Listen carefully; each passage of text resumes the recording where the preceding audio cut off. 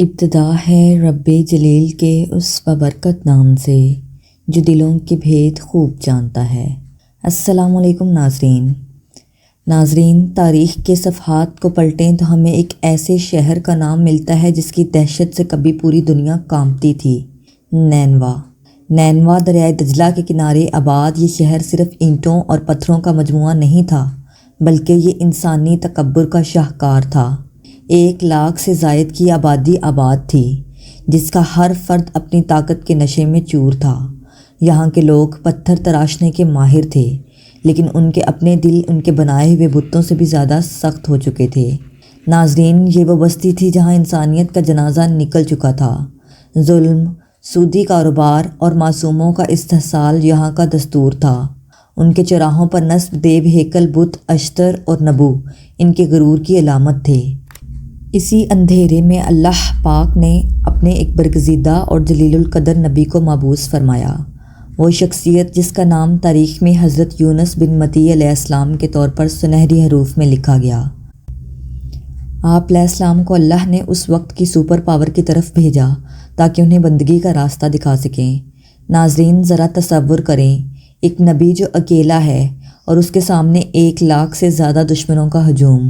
حضرت یونس علیہ السلام نے نینوا کی ان پتھریلی گلیوں میں اپنی زندگی کے 33 سال صرف کر دیے۔ 33 سال کا عرصہ کوئی معمولی نہیں ہوتا۔ ناظرین، یہ وہ وقت تھا جب آپ علیہ السلام نے ایک ایک بوڑھے، ایک ایک جوان اور ایک ایک تاجر کے قدموں میں جا کر گڑ گڑا کر کہا کہ پلٹ آؤ اپنے رب کی طرف، ورنہ تم مٹی کا ڈھیر بن جاؤ گے۔ ناظرین، مگر نینوا کی مٹی بنجر ہو چکی تھی۔ لوگ آپ کا مذاق اڑاتے ہوئے کہتے، اے یونس، تم ہمیں اس غائب خدا سے ڈراتے ہو جسے ہم نے کبھی دیکھا ہی نہیں۔ دیکھو، ہمارے بتوں کو یہ ہمیں دولت دیتے ہیں، یہ ہمیں فتح دیتے ہیں۔ تم جاؤ اور اپنے اس عذاب کو لے آؤ جس کا تم وعدہ کرتے ہو۔ ناظرین، تاریخ دان لکھتے ہیں کہ ان 33 سالوں کی محنت کا نتیجہ کیا نکلا؟ صرف 2 افراد آپ پر ایمان لائے، صرف 2 افراد، ایک عابد جس کا نام تنوخی تھا اور دوسرا عالم جس کا نام ربیل تھا۔ باقی پوری بستی آپ کی دشمن بن چکی تھی۔ آپ کا دل خون کے آنسو رو رہا تھا۔ ناظرین، حضرت یونس علیہ السلام دیکھتے کہ مائیں اپنے بچوں کو سکھا رہی ہیں کہ یونس سے دور رہنا، یہ جادوگر ہے۔ یہ وہ مقام تھا جہاں ایک نبی کا انسانی دل ٹوٹ گیا اور غضب الہی جوش میں آ گیا۔ ناظرین، پھر وہ تاریخی گھڑی آئی جب حضرت یونس علیہ السلام نے اپنا آخری فیصلہ سنا دیا۔ آپ نے بستی کے سب سے بڑے چوک میں کھڑے ہو کر ایک ایسی للکار ماری کہ نینوا کی دیواریں لرز اٹھیں۔ آپ نے فرمایا، اے نینوا کے بدبختو، تم نے حد پار کر دی ہے۔ آج سے ٹھیک 3 دن بعد جب 4تھا دن طلوع ہوگا تو تم اللہ کی آگ میں جل کر راکھ ہو چکے ہوگے۔ یہ کہہ کر حضرت یونس علیہ السلام نے پیٹھ پھیری اور بستی کی حدود سے نکل گئے۔ ناظرین، یہاں سب سے اہم موڑ آتا ہے۔ اللہ نے ابھی آپ کو بستی چھوڑنے کا حکم نہیں دیا تھا۔ ہجرت ہمیشہ اللہ کے حکم سے ہوتی ہے، مگر حضرت یونس علیہ السلام غصے اور دکھ کی اس انتہا پر پہنچ چکے تھے کہ آپ نے اللہ کے حتمی حکم کا انتظار کیے بغیر بستی چھوڑ دی۔ آپ کو لگا کہ آپ کی ذمہ داری ختم ہو چکی ہے۔ آپ تیزی سے سمندر کی طرف بڑھنے لگے۔ آپ کا رخ یافا کی بندرگاہ کی طرف تھا، جہاں لکڑی کا ایک بہت بڑا بحری جہاز روانگی کے لیے تیار تھا۔ آپ کے قدموں میں تیزی تھی، مگر آپ بے خبر تھے کہ آپ کے پیچھے نینوا میں کیا ہونے والا ہے اور آپ کے آگے سمندر کی لہروں کے بیچ اللہ نے آپ کے لیے کیا مدرسہ تیار کر رکھا ہے۔ ناظرین، نینوا کی بستی اب پیچھے چھوٹ چکی تھی۔ حضرت یونس علیہ السلام یافا کی قدیم بندرگاہ پر پہنچے تو وہاں ایک مسافر جہاز روانگی کے لیے بالکل تیار کھڑا تھا۔ آپ خاموشی سے اس پر سوار ہو گئے۔ جہاز نے جب لنگر اٹھایا اور کھلے سمندر کی طرف بڑھا تو شروع میں سب کچھ پرسکون تھا۔ ٹھنڈی ہوائیں چل رہی تھیں اور نیلا سمندر دور دور تک پھیلا ہوا تھا۔ ناظرین، مگر یہاں ایک بہت بڑا روحانی نقطہ ہے جسے ہمیں سمجھنا ہوگا۔ حضرت یونس علیہ السلام کو لگ رہا تھا کہ وہ ایک ایسی قوم سے دور جا رہے ہیں جو ہدایت نہیں چاہتی، مگر وہ یہ بھول گئے تھے کہ اللہ کے نبی کے لیے ہجرت کا فیصلہ صرف اور صرف اللہ کی مرضی سے ہوتا ہے۔ ناظرین، اللہ اپنے مقرب بندوں کی چھوٹی سی لغزش پر بھی سخت پکڑ کرتا ہے، کیونکہ ان کا مقام بہت بلند ہوتا ہے۔ ابھی جہاز بیچ سمندر میں پہنچا ہی تھا کہ قدرت نے اپنا رنگ بدلنا شروع کر دیا۔ ناظرین، اچانک پرسکون سمندر ایک خونخوار درندے کی طرح بپھر گیا۔ ایسی ہولناک لہریں اٹھیں کہ بڑے سے بڑا ملاح بھی کانپ اٹھا۔ جہاز کا تختہ ہلنے لگا۔ مسافروں نے اپنا سامان سمندر میں پھینکنا شروع کر دیا تاکہ بوجھ ہلکا ہو سکے، مگر طوفان کی شدت میں کمی نہیں آئی۔ جہاز کے کپتان نے چیخ کر کہا، خدا کی قسم، یہ کوئی عام طوفان نہیں ہے، یہ کسی ایسے گناہ گار کی وجہ سے ہے جس نے اپنے مالک سے بغاوت کی ہے۔ ناظرین، حضرت یونس علیہ السلام جہاز کے نچلے حصے میں تشریف فرما تھے اور خاموشی سے اپنے رب کی تسبیح کر رہے تھے۔ آپ سمجھ چکے تھے کہ یہ لہریں آپ کو پکار رہی ہیں، یہ طوفان آپ ہی کا منتظر ہے۔ آپ جانتے تھے کہ اب وہ وقت آ گیا ہے جہاں انسانی تدبیر ختم ہو جاتی ہے اور صرف رب کی تقدیر باقی رہتی ہے۔ ناظرین، جب جہاز ڈوبنے کے قریب پہنچا تو اس دور کے رواج کے مطابق فیصلہ ہوا کہ قراندازی کی جائے۔ جس کا نام نکلے گا اسے سمندر کی نظر کر دیا جائے گا تاکہ باقی لوگوں کی جان بچ سکے۔ ناظرین، جب پہلی بار قرہ ڈالا گیا تو نام نکلا یونس۔ لوگوں نے جب آپ کا نورانی چہرہ دیکھا تو پکار اٹھے، نہیں، یہ شخص تو بہت نیک ہے اور بزرگ معلوم ہوتا ہے، ہم اسے سمندر میں نہیں پھینک سکتے۔ ناظرین، دوسری بار قرہ ڈالا گیا، پھر نام نکلا یونس۔ اب سب کے چہرے زرد پڑ گئے۔ حضرت یونس علیہ السلام خاموش کھڑے تھے، ان کے چہرے پر کوئی خوف نہیں تھا، صرف اپنے رب کی رضا تھی۔ تیسری بار قرہ ڈالا گیا اور ایک بار پھر نام نکلا یونس بن متی۔ اب کوئی شک باقی نہیں رہا تھا۔ حضرت یونس نے اپنا جبہ سنبھالا اور جہاز کے کنارے پر کھڑے ہو گئے۔ نیچے کالی کھولتی ہوئی سمندری لہریں کسی اژدہے کی طرح منہ کھولے کھڑی تھیں۔ مسافر رو رہے تھے، مگر حضرت یونس علیہ السلام نے اللہ کا نام لیا اور اس ہولناک اندھیرے سمندر میں چھلانگ لگا دی۔ ناظرین، جیسے ہی حضرت یونس علیہ السلام نے سمندر کی تلاطم خیز لہروں میں چھلانگ لگائی، اللہ پاک نے ایک عظیم الجثہ مچھلی کو حکم دیا، اے مچھلی، یونس کو نگل لے، مگر خبردار، اس کا گوشت نہ کھانا اور اس کی ہڈی نہ توڑنا، کیونکہ وہ میرا قیدی ہے، میرا لقمہ نہیں۔ اللہ اکبر۔ ناظرین، وہ لمحہ کتنا ہولناک ہوگا جب ایک انسان تڑپتے ہوئے سمندر سے نکل کر ایک جیتی جاگتی قبر یعنی مچھلی کے پیٹ میں چلا جائے۔ مچھلی نے آپ کو نگلا اور سمندر کی اتنی گہرائی میں اتر گئی جہاں سورج کی روشنی کا نام و نشان بھی نہیں تھا۔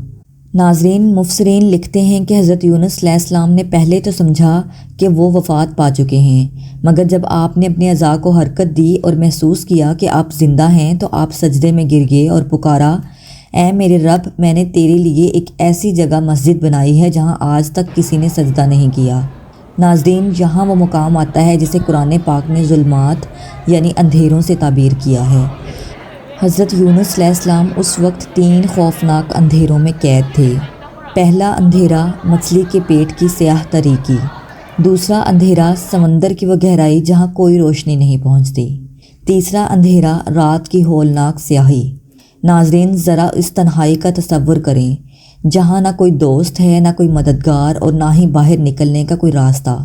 سانس لینا مشکل ہے، پیٹ کی گرمی اور نمی جسم کو تھکا رہی ہے، مگر اسی دوران حضرت یونس علیہ السلام کے کانوں میں عجیب و غریب آوازیں آنے لگیں۔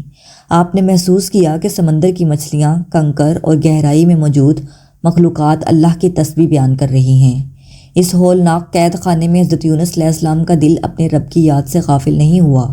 آپ کو اپنی اس لغزش کا احساس ہوا کہ آپ اللہ کے حکم کے بغیر بستی سے کیوں نکلے تھے۔ ناظرین، پھر اس مچھلی کے پیٹ سے وہ آواز نکلی جس نے آسمانوں کے دروازے کھٹکھٹا دیے، وہ کلمات جو آج بھی ہر پریشان حال انسان کے لیے شفا ہیں۔ ناظرین، حضرت یونس علیہ السلام نے پکارا، لا الہ الا انت سبحانک انی کنت من الظالمین، جس کا ترجمہ کچھ یوں ہے، تیرے سوا کوئی معبود نہیں، تو پاک ہے، بے شک میں ہی قصوروار تھا۔ ناظرین، فرشتوں نے جب یہ آواز سنی تو اللہ سے عرض کیا، اے رب، یہ ایک جانی پہچانی آواز ہے جو کسی اجنبی جگہ سے آ رہی ہے۔ اللہ پاک نے فرمایا، یہ میرا بندہ یونس ہے جو مچھلی کے پیٹ میں مجھے پکار رہا ہے۔ فرشتوں نے سفارش کی، اے اللہ، وہی یونس جو ہمیشہ تیری عبادت کرتا رہا، کیا تو اسے معاف نہیں فرمائے گا؟ ناظرین، یہ وہ لمحہ ہے جہاں سے معجزے کا آغاز ہوتا ہے۔ اللہ پاک نے مچھلی کو حکم دیا کہ اب وقت آ گیا ہے کہ میرے اس پیارے نبی کو باحفاظت ساحل پر پہنچا دیا جائے۔ مچھلی نے حکم الہی مانا اور لہروں کو چیرتی ہوئی ساحل کی طرف بڑھنے لگی۔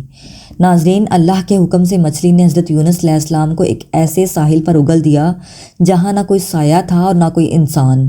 ناظرین، مفسرین لکھتے ہیں کہ مچھلی کے پیٹ کی گرمی اور تیزابیت کی وجہ سے آپ کے جسم کی کھال اتنی نرم ہو چکی تھی کہ ہوا کا جھونکا بھی زخم کی طرح لگتا تھا۔ آپ ایک نومولود بچے کی طرح بے بس ریت پر پڑے تھے۔ ناظرین، سورج کی تپش آپ کے ننگے جسم کو جھلسا رہی تھی اور مکھیاں آپ کے زخموں پر بیٹھ کر تکلیف دے رہی تھیں۔ اس عالم میں آپ کی زبان پر صرف اللہ کا شکر تھا۔ آپ نے پکارا، میرے رب، تو نے مجھے اندھیروں سے نکالا، اب مجھے اپنی رحمت کے سائے میں جگہ دے۔ ناظرین، یہ وہ مقام ہے جہاں اللہ کی الرحمن صفت کا ظہور ہوتا ہے۔ اللہ پاک نے اپنے نبی کی تکلیف کو دور کرنے کے لیے زمین کو حکم دیا اور وہاں یقطین یعنی کدو کی بیل اگا دی گئی۔ قرآن پاک میں اس کا خاص ذکر ہے۔ اس بیل کے پتے اتنے چوڑے اور ٹھنڈے تھے کہ انہوں نے حضرت یونس علیہ السلام کو سورج کی تپش سے بچا لیا۔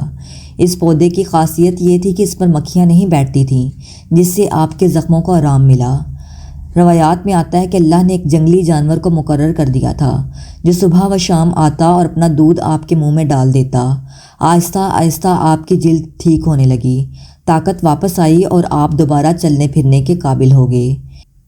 یہ تنہائی کے دن اللہ اور اس کے نبی کے درمیان وہ خاص وقت تھا جہاں محبت اور معافی کے رشتے اور بھی مضبوط ہو گئے۔ جب حضرت یونس علیہ السلام مکمل صحت یاب ہو گئے تو اللہ کا حکم ہوا، اے یونس، اب دوبارہ اپنی بستی کی طرف جاؤ، وہاں 1,00,000 سے زیادہ لوگ تمہارے انتظار میں ہیں۔ آپ جب نینوا کی حدود میں داخل ہوئے تو آپ کی حیرت کی انتہا نہ رہی۔ ناظرین، وہ بستی جو کبھی کفر کا گڑھ تھی، اب وہاں سے اللہ اکبر کی صدائیں آ رہی تھیں۔ پورے شہر نے آپ کا ایسا استقبال کیا جیسا تاریخ میں کسی بادشاہ کا نہیں ہوا تھا۔ وہ لوگ جو کبھی پتھر مارتے تھے اب آپ کے نقش قدم کی خاک چوم رہے تھے۔ نینوا کی پوری قوم سچے دل سے ایمان لا چکی تھی اور اللہ نے ان پر سے وہ عذاب ہمیشہ کے لیے ٹال دیا تھا۔ یہ انسانی تاریخ کا وہ واحد واقعہ ہے جہاں پوری کی پوری 1,00,000 کی آبادی توبہ کر کے ہدایت یافتہ ہو گئی۔ ناظرین، حضرت یونس علیہ السلام کا یہ قصہ ہمیں سکھاتا ہے کہ اللہ کی رحمت سے کبھی مایوس نہیں ہونا چاہیے، چاہے اندھیرے کتنے ہی گہرے کیوں نہ ہوں، چاہے مچھلی کا پیٹ ہو یا زندگی کی مشکلات۔ اگر انسان سچے دل سے لا الہ الا انت سبحانک انی کنت من الظالمین پکار لے تو یہ سمندروں کے سینے چاک ہو جاتے ہیں اور بند راستے کھل جاتے ہیں۔ اللہ ہمیں صبر و استقامت عطا فرمائے اور حضرت یونس علیہ السلام کی اس عظیم دعا کو ہماری زندگیوں کا سہارا بنا دے۔ ناظرین، اگر آپ کو آج کی یہ ویڈیو پسند آئی ہے تو کمنٹس میں اپنی قیمتی رائے ضرور دیں۔ مزید اس طرح کی روحانی ویڈیوز دیکھنے کے لیے چینل ضرور سبسکرائب کر لیں۔ اللہ آپ کا اور میرا حامی و ناصر ہو۔